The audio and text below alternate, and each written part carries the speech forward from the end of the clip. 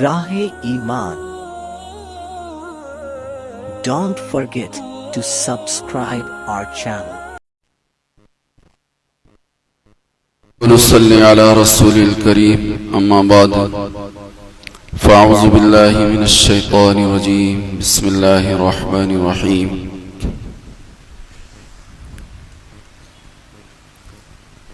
إنما المؤمنون إخوة فأصلحوا بين أخويكم واتقوا الله لعلكم ترحمون صدق الله العظيم اللهم صل على سيدنا مولانا محمد وعلى آل سيدنا مولانا محمد وبارك وسلم.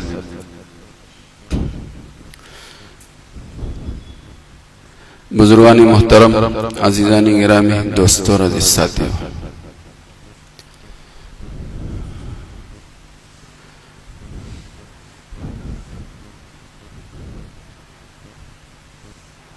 آج کی بات کی غرض و غایت جو ہے وہ بیدار ہونا ہے اور بیدار کرنا ہے.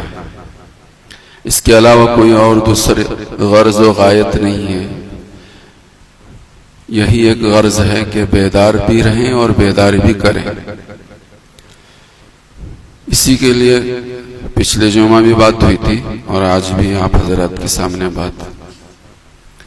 گرچہ رمضان کا مبارک مہینہ ہے اور روزہ تراویح اور رمضان کی عبادتیں، اس پر اجر، اس پر ثواب، اس پر دنیا میں کیا ملتا ہے اور آخرت میں کیا ملتا ہے، ماشاءاللہ مجھ سے زیادہ آپ حضرات سب جانتے ہیں، خوب سن رکھا ہے آپ لوگوں نے. لیکن وقت اور ضرورت کے تقاضے کو سامنے رکھ کر کچھ باتیں آج آپ حضرات کی خدمت میں پیش کرنی ہیں.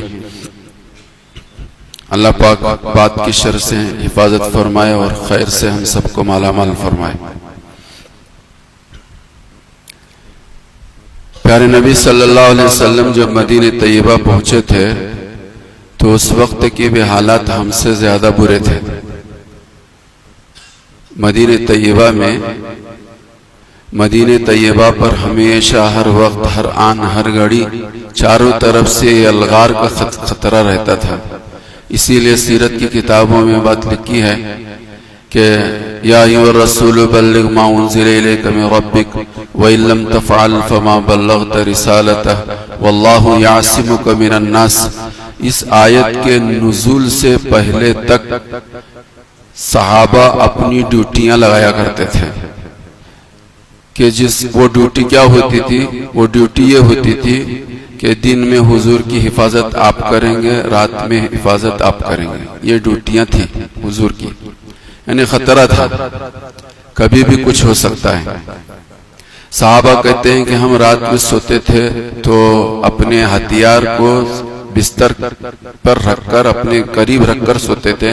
کچھ کہہ نہیں سکتے تھے کہ رات کے کس گھڑی میں کس وقت کیا ہلہ بول دیا جائے. اس لیے سونے والے بھی سونے سے پہلے تیاری کر کے سویا کرتے تھے. یہ مدینہ طیبہ کے حالات تھے، حضور صلی اللہ علیہ وسلم کے حالات یہ تھے. مجھے یہ حالات کو بدلے کیسے یہ بتانا ہے آپ حضرات. یہ حالات تو اس سے زیادہ ہمارے جیسے ہیں، اس سے زیادہ حالات تھے، لیکن یہ حالات بدلے کیسے.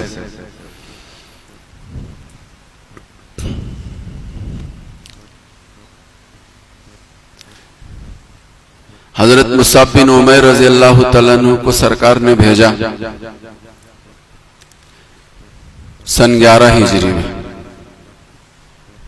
مدینہ طیبہ بھیجا.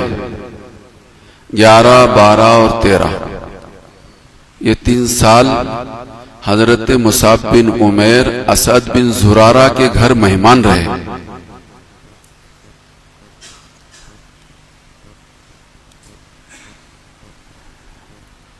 آنے والوں کو ٹھکانہ دینا، بے ٹھکانے کو ٹھکانہ دینا، اور جن کے پاس کچھ نہیں ہے ان کو سب کچھ مہیا کرنا. اس سے شروعات ہوئی. حضرت مصعب بن عمیر خالی ہاتھ مکہ مکرمہ سے مدینہ طیبہ گئے تھے. مدینہ میں ان کا کوئی رشتہ دار نہیں تھا اور ان کی کوئی پراپرٹی نہیں تھی, ان کا کوئی دکان نہیں تھا, ان کا کوئی مکان نہیں تھا. تو اسعد بن زرارہ نے ان کو ٹھکانہ دیا, گھر دیا, کھانے پینے کا نظام کیا, اور سب کچھ اسعد بن زرارہ کے سپرد تھا.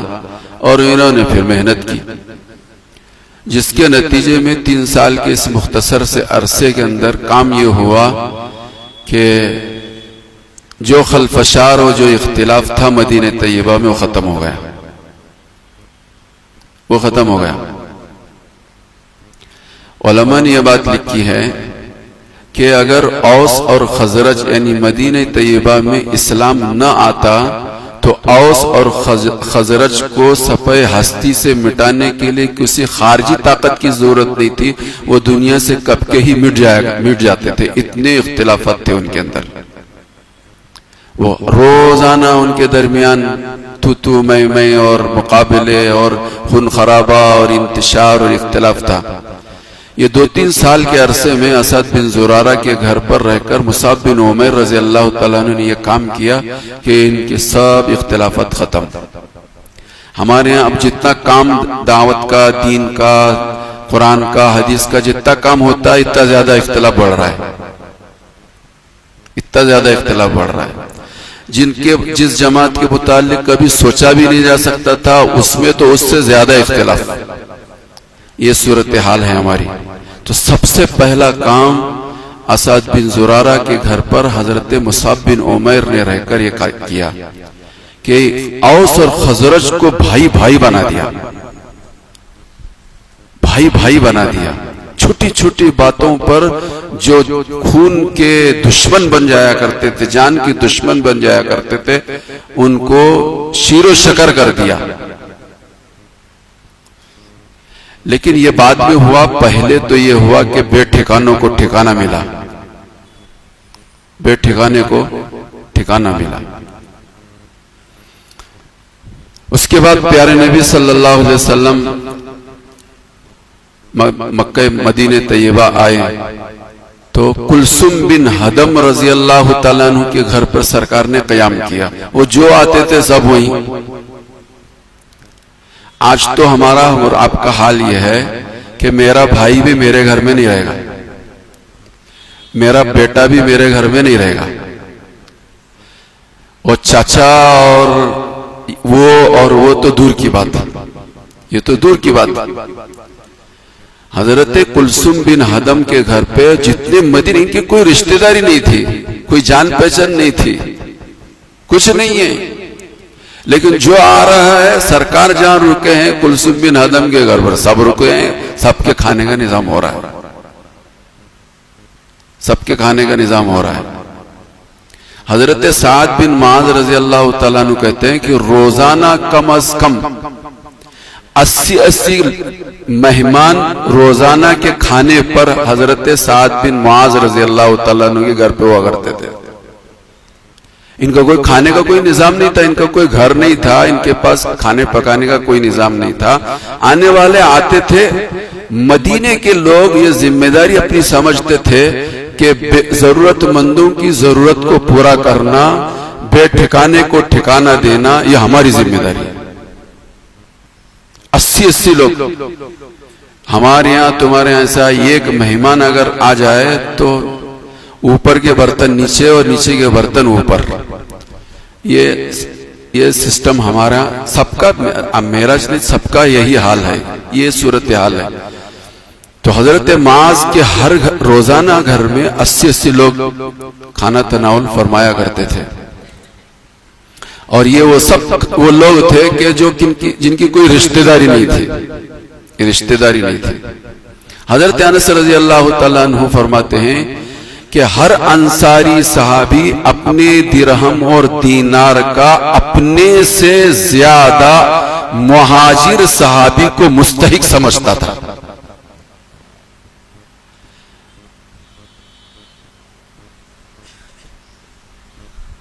ہر انصاری صحابی اپنے درہم اور دینار کا اپنے سے زیادہ مستحق، پیسہ کس کا ہے؟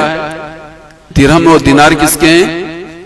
انصاری کے ہیں، لیکن وہ اپنے آپ کو مستحق نہیں سمجھ رہے، بلکہ میرے اس رقم کا سب سے زیادہ مستحق ہے تو وہ کون ہے؟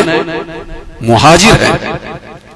میں یہ بتانا چاہتا ہوں کہ انفرادی طور پر بھی ہر مسلمان کو مضبوط کرے اور اجتماعی طاقت کو بھی مضبوط کرنے کی کوشش کرے، جب تک حالات سنبھلیں گے نہیں۔ یہ بات آگے میں بعد میں بڑا آگے کرتا ہوں، اس سے پہلے کچھ باتیں میں آپ حضرت کی خدمت میں رکھتا ہوں۔ ہمارے بڑے حضرت نے ایک بات لکھی ہے، شر کی تدبیریں 5 ہیں، خفیہ تدبیر، شر کی خفیہ تدبیر جو ہیں وہ 5 ہیں، اور خیر کی خفیہ تدبیریں 4 ہیں۔ شر کی خفیہ تدبیریں 5 کیا ہیں؟ غیبت کرنا۔ یہ غیبت اتنا بڑا جرم ہے، اتنا بڑا قصور ہے کہ جو افراتفری آپس میں جو مچی ہے، اس کی بنیادی وجہ غیبت ہے۔ اس کی بنیادی وجہ جو ہے وہ غیبت ہے۔ تو خفیہ خدا کی طرف سے شر کی خفیہ تدابیر میں پہلی تدبیر جو ہے وہ غیبت ہے۔ دوسری تدبیر بدعملی ہے۔ بدعملی تو اپنی انتہا کو پہنچی ہے۔ ابھی کیا رمضان ختم ہو جائے گا، آپ کون ہم کون، اور مزیدیں ساری سونی پڑ جائے گی۔ صبح کی نماز میں ایک سب مشکل ہو جائے گی، اور بہت سارے لوگ تو وہ ہوں گے جو اشراق اور چاشت کے وقت جو اپنی فجر کی نمازیں ادا کریں گے۔ تو شر کی خفیہ تدبیروں میں یہ دوسری تدبیر یہ ہے بدعملی ہے۔ تیسری تدبیر شر کی، جس کی وجہ سے دنیا میں شر پھیلتا ہے، اس کی تیسری تدبیر یہ ہے ریاکاری، اور چوتھی تدبیر ہے بزرگوں سے بدعقیدگی، اور 5ویں تدبیر ہے حق تلفی۔ یہ 5 چیزیں جب ہوں گی دنیا میں بسنے والے انسانوں اور بالخصوص مسلمانوں پہ، تو خیر کی امید نہیں کی جا سکتی۔ اسی طرح سے خیر کی تدبیروں میں پہلے نمبر پر جو حضرت نے لکھی ہے، مخلوق خدا پر ترس کھانا،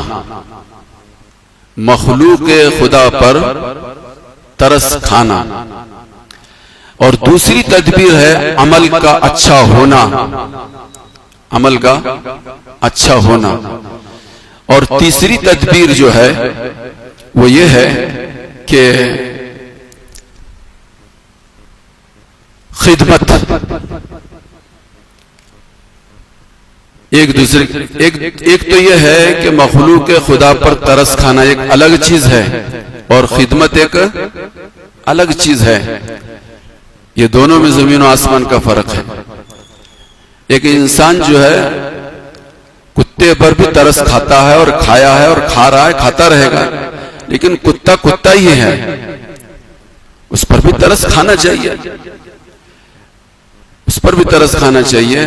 لیکن جہاں تک مجھے خدمت کے تعلق سے آپ حضرت خدمت میں جو بات کر رہی ہوں، اس چیز کو سامنے رکھ کر میں نے یہ حضرت محمد رسول اللہ کی مدنی زندگی کی ابتدا کی وہ شروعات کو میں نے آپ حضرت کی خدمت میں رکھا ہے۔ تو یہ خیر کی تدبیروں میں یہ خدمت بھی ایک خدمت جو ہے ایک اہم چیز ہے، جس کی وجہ سے دنیا میں خیر آتا ہے۔ تو میں یہ کہہ رہا تھا کہ حضرت انس یہ فرمایا کرتے تھے کہ ہر انصاری صحابی اپنے درہم اور دینار کا اپنے سے زیادہ مہاجر ساتھی کو اس کا مستحق سمجھتا تھا۔ آج ہمارا اور آپ کا حال دوسرا ہے، اور اسی سے یہی وہ وجہ ہے کہ جس کی وجہ سے مسلمان انفرادی طور پر مضبوط ہو گئے۔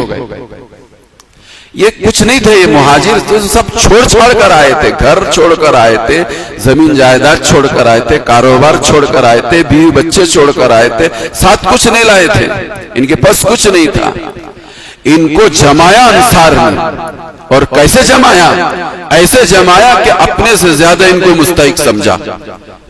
جب انفرادی طاقت مضبوط ہوتی ہے تو اجتماعی طاقت بھی مضبوط ہوتی ہے، لیکن سرکار نے انفرادی طاقت کو مضبوط کرنے کے لیے بھی کوششیں کی اور اجتماعی طاقتوں کو مضبوط کرنے کی بھی کوششیں کی ہیں۔ اور سیرت میں وہ ساری چیزوں کو اس وقت سنانے کا میرے پاس موقع نہیں ہے، میرے پاس نہیں، آپ کے پاس موقع نہیں ہے۔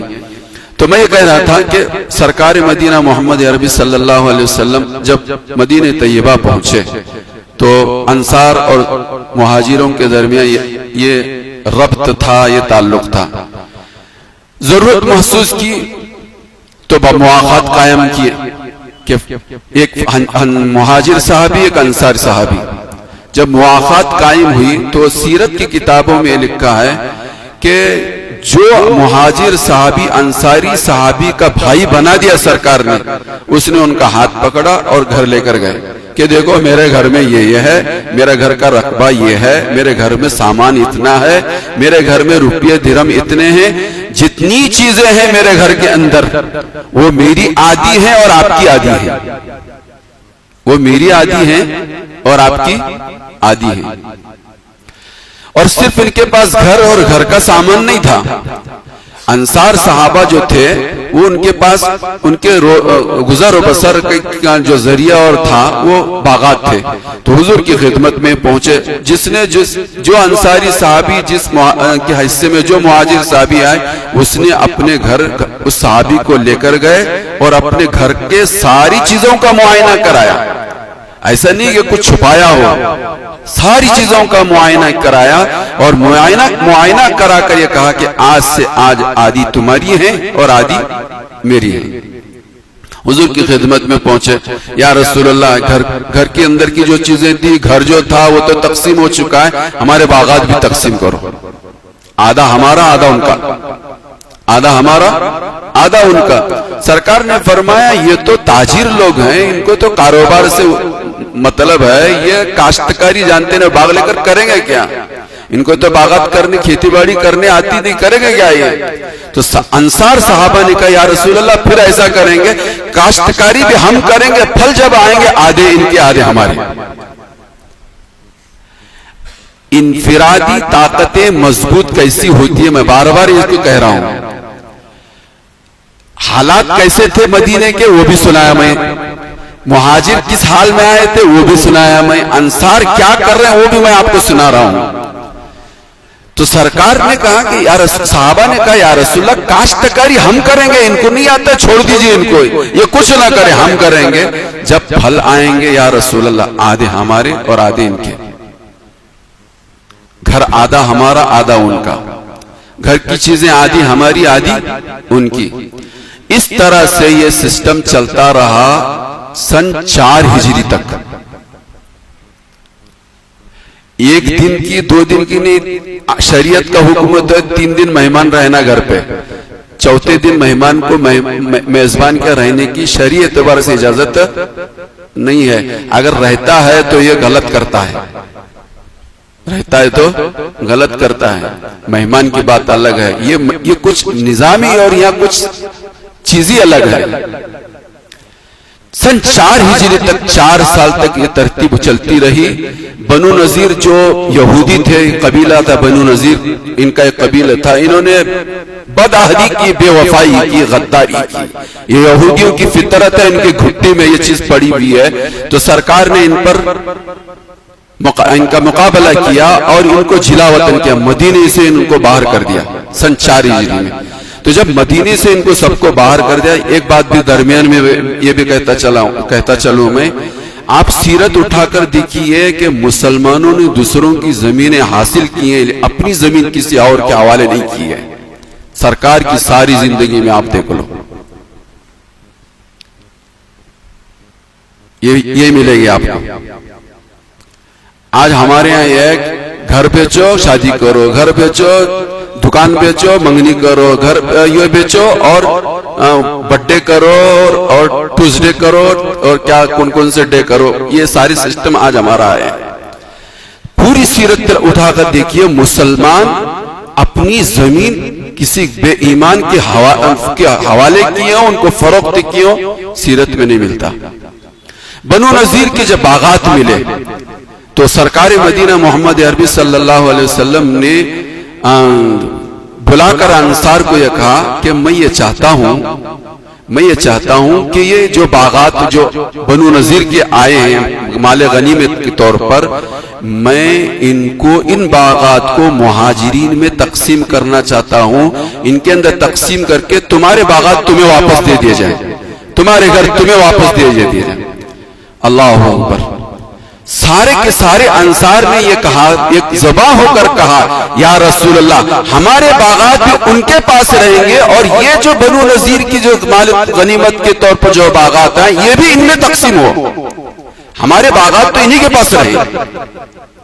आधा जो बाग उनको मिला है, ये बाग भी इनके पास रहे, ये घर भी इनके पास रहे, और बनु नजीर के पास से माल गनीमत के तौर पर जो माल आया है ये तकसीम भी किन में हो, ये तकसीम भी मुहाजिर सहाबा में हो।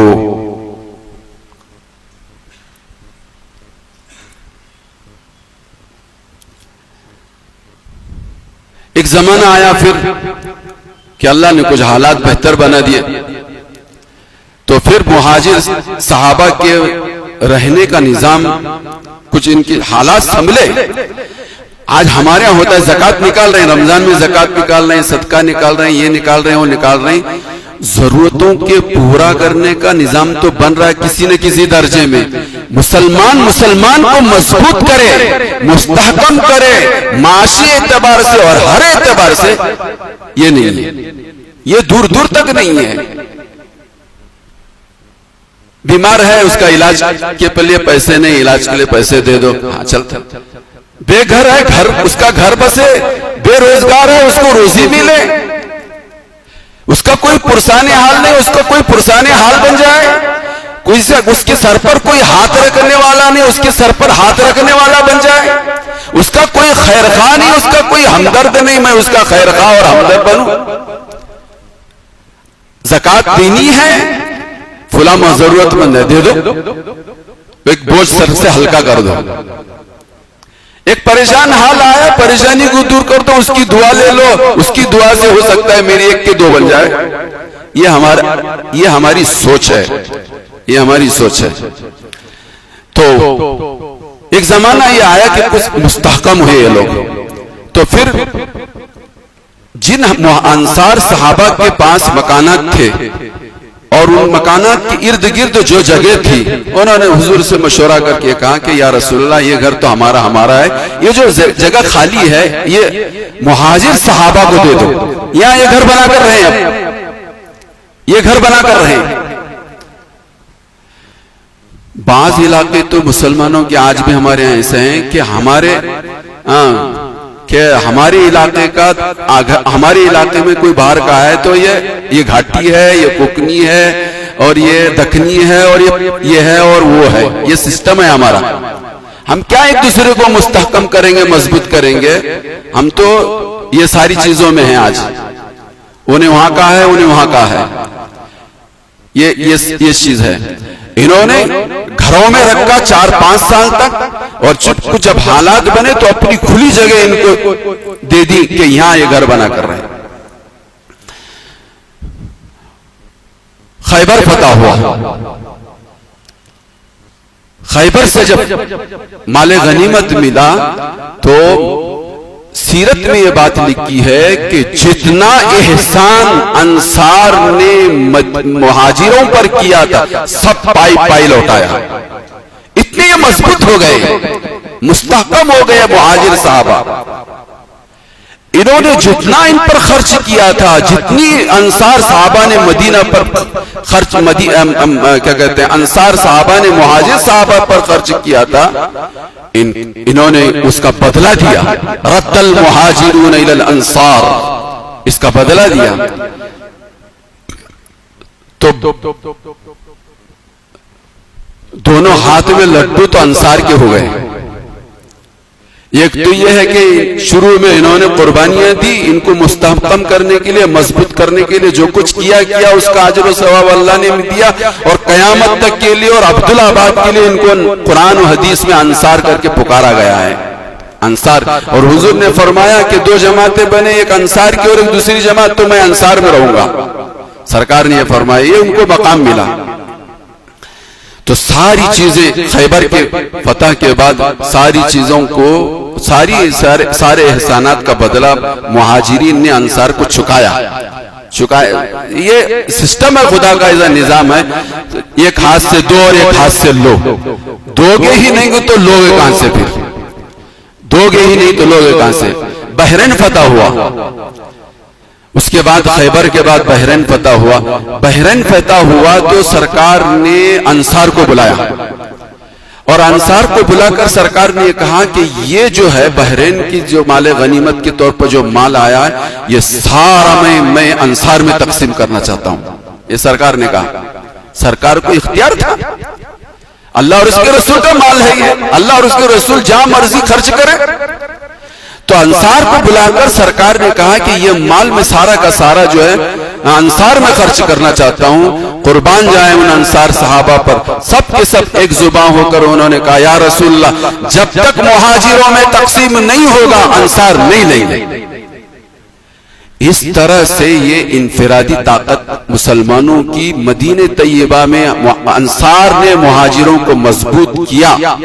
जब जाकर ये मजबूत हुए और हालात बने और संवरे, और उसके बाद इज्तिमाई तौर पर मजबूत करने के लिए सरकार ने क्या किया, वो वक्त नहीं है। इसलिए मैं आप हजरात से ये गुजारिश करना चाहता हूं कि हालात बेहतर होंगे, लेकिन हम बेहतर करना चाहें, हम कुछ चाहें, कुर्बानी दें। दीन सबसे पहले बुनियादी तौर पर दीन है। दीन की अहमियत, दीन की जरूरत, दीनदारी, तकवा, तहारत, नमाज, रोजा, ज़कात, सदकात, खैरात, इन सारी चीजों के साथ इस वक्त जरूरत इस बात की है कि हर एक मुसलमान दूसरे मुसलमान की खैर खाई में, इसके इस्तेकाम के लिए, इसकी मजबूती के लिए, इसको हर एतबार से मजबूत करने के लिए दुनिया की कोई ताकत, कोई हुकूमत और कोई वो और कोई ये मेरा और आपका खैर खा नहीं है। मैं और आप अपने आपस में एक दूसरे के जब तक खैर खा नहीं बनेंगे, मैं और आप जब तक एक दूसरे का ताउन नहीं करेंगे, मैं और आप जब तक एक दूसरे के मुहाफिज नहीं बनेंगे, इस मुल्क के अंदर असबाब की दुनिया में हमारा और आपका कोई मुहाफिज नहीं है। वाकई बातिनी तौर पर, कुदरती गैबी तौर पर खुदा अल्लाह हमारा मुहाफिज और निगहबान है। अल्लाह मुझे और आपको समझने की तौफीक दे। तो कोई जिंदा है, बार बार कई मर्तबा मैंने मुज़ाकरा किया, हम लोग आदी हो गए, सुनो सुनाओ और छुट्टी करो। कई मर्तबा मैंने इसको ये आज ही नहीं मैं बयान किया, मैं तो 10 साल से ये बातें कर रहा हूं। सर अभी हम गोवा गए थे, 2 दिन पहले गोवा गए थे, रमजान के शुरू से। गोवा जैसी सरजमीन पर चीदा गोवा के अलग अलग लोगों को मुंतखब करके मस्जिद सिद्दीक में बुलाया गया कि हालात तो ऐसे हैं, हम करें क्या? कानून के दायरे में रहकर कुछ क्या कर सकते हो तो करें, कम से कम बैठकर सोचे तो सोचे। इसके लिए गोवा के लोग जुड़े हुए थे। इसके लिए सर जोड़कर बैठने की जरूरत है।